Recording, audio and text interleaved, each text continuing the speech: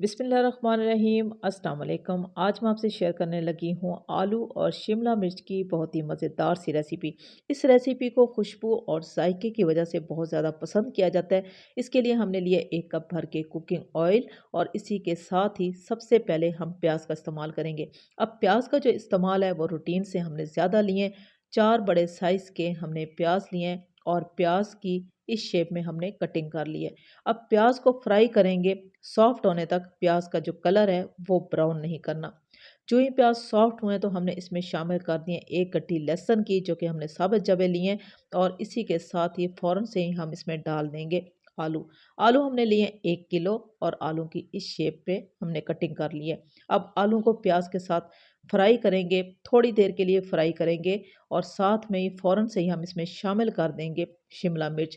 1 kilo हमने आलू लिए हैं, तो इसके लिए हमने आधा किलो जो है वो शिमला मिर्च ली है। शिमला मिर्च का ज़्यादा इस्तेमाल भी कर सकते हैं।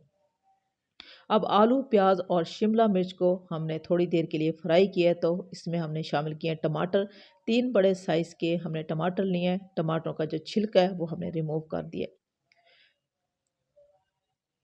अब अच्छे से ऑयल में सब्जियों को मिक्स करने के साथ ही हम इसमें कुछ खुश्क मसालों का इस्तेमाल करने लगे हैं, जिसमें हल्दी पाउडर, ज़रूरत के हिसाब से नमक, साबुत सूखा धनिया और इसी के साथ ही हम लेंगे बहुत ही कम मिकदार में लाल मिर्चों का पाउडर।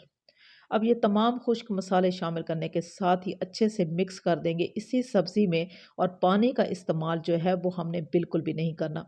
अब हम ढक्कन लगाएँगे, सिर्फ़ और सिर्फ़ 10 से 12 मिनट के लिए हम दम वाली आँच पे पकने देंगे। अब 12 मिनट के बाद हमने जब कुकर का ढक्कन उतार लिया है, तो ये वाली शेप जो है मुकम्मल तौर पे तैयार हो चुकी है। इसकी इंतहाई अच्छी खुशबू आ रही है और इंतहाई ज़बरदस्त टेस्ट के साथ ये आसान सी रेसिपी मुकम्मल तौर पे तैयार हो चुकी है। अब हम इसमें शामिल करने लगे हैं धनिया और हरी मिर्चें और डिश आउट करके भी आपको दिखा देते हैं। आसान और सादा सी रेसिपी अगर आपको अच्छी लगी हो तो मेरी आपसे रिक्वेस्ट है कि मेरे चैनल को सब्सक्राइब कर दें, लाइक शेयर कर दें। अल्लाह हाफ़िज़।